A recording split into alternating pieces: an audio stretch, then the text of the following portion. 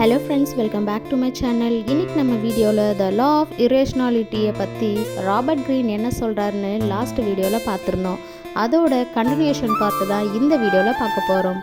நம்மளோட ஹியூமன் எமோஷன்ஸை ஒரு ஹார்ஸாக கன்சிடர் பண்ணுறோம் அப்படின்னா நம்ம பிரெயினில் ஏற்படக்கூடிய லிம்பிக் சிஸ்டமால் ஆன விஷயமாக இருக்கிறதுனால நீங்கள் அப்போது அந்த லிம்பிக் சிஸ்டமால் ஆப்ரேட் ஆகிற அந்த ஹார்ஸை கண்ட்ரோல் பண்ணுறதுக்கு ஒரு ஹார்ஸ் ரைடர் மாதிரி உங்களுடைய நியோகார்ட்டை லூஸ் பண்ணி அந்த லிம்பிக் சிஸ்டமை சரியாக டைரக்ட் பண்ணணும்னு சொல்கிறாரு. இல்லைனா அந்த ஹார்ஸ் அதோட இஷ்டத்துக்கு போயிட்டு இருக்கும்னு சொல்கிறாரு.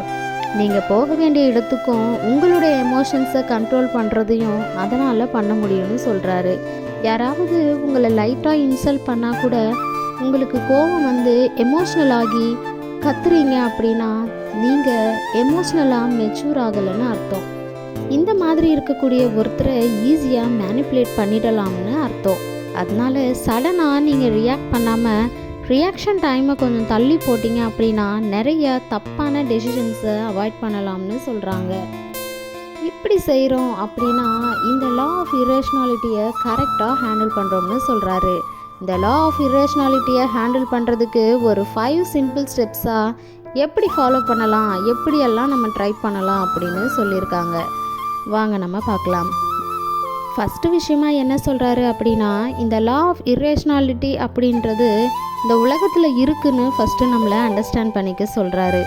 மனுஷங்களாக இருக்க நம்ம இந்த மாதிரி இரேஷ்னலாக பிஹேவ் பண்ணிடுவோம்னு அண்டர்ஸ்டாண்ட் பண்ணிக்க சொல்கிறாரு.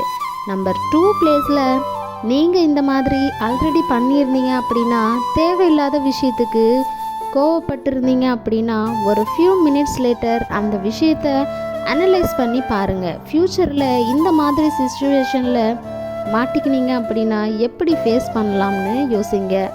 நம்பர் 3 பிளேஸில் என்ன சொல்கிறாருன்னா, ஃப்யூச்சரில் இந்த மாதிரி விஷயங்களை ஃபேஸ் பண்ணும்போது யாராவது உங்களை பற்றி கோவப்பட்டாலோ இல்லை அவங்கள பற்றி நீங்கள் கோவப்பட்டீங்கன்னோ உடனே ரியாக்ட் பண்ணாமல் அந்த ரியாக்ஷனை ப்ரோக்ராஸ்டினேட் தள்ளி போடுங்க. கொஞ்ச நேரத்துக்கு சைலண்ட்டாக உட்காருங்க. கொஞ்ச நேரத்துக்கு அப்புறம் ஆட்டோமேட்டிக்காக அந்த எமோஷன்ஸும் ஃபேடாக ஆரம்பிச்சிடும். அந்த மாதிரியான விஷயங்களை செய்யுங்க அப்படின்ட்டு சொல்கிறாரு. அடுத்ததாக லாஸ்ட்டாக மற்றவங்கக்கிட்ட சேஞ்ச் பண்ண நினைக்காதீங்க. எந்த ஒரு விஷயத்தையும் அவங்கக்கிட்ட ஆர்கியூ பண்ண நினைக்காதீங்க. ஏன் இப்படி பண்ணுறீங்க, ஏன் இந்த மாதிரி இருக்கீங்க, ஏன் நீங்கள் இப்படி சேஞ்ச் ஆக மாட்டீங்க அப்படின்னு கேட்காம இவங்களாம் இப்படி தான், நம்மளால் எதுவும் செய்ய முடியாதுன்னு ஒரு மைண்ட் செட்டுக்கு வந்துடுங்க. இப்படி இருந்தீங்க அப்படின்னா இந்த மாதிரி சிச்சுவேஷனை கரெக்டாக ஹேண்டில் பண்ணிட்டு போயிட்டே இருக்க முடியும் அப்படின்னு ராபர்ட் க்ரீன் சொல்லிகிட்ருக்காரு. ஸோ கைஸ், இந்த மாதிரியான பர்சன்ஸ் உங்கள் லைஃப்பில் நீங்கள் மீட் பண்ணியிருந்தீங்க அப்படின்னா மறக்காமல் நம்ம சேனலை சப்ஸ்கிரைப் பண்ணிவிட்டு நம்ம சேனலை ஃபாலோ பண்ணிக்கோங்க. தேங்க்யூ ஃபார் வாட்சிங்.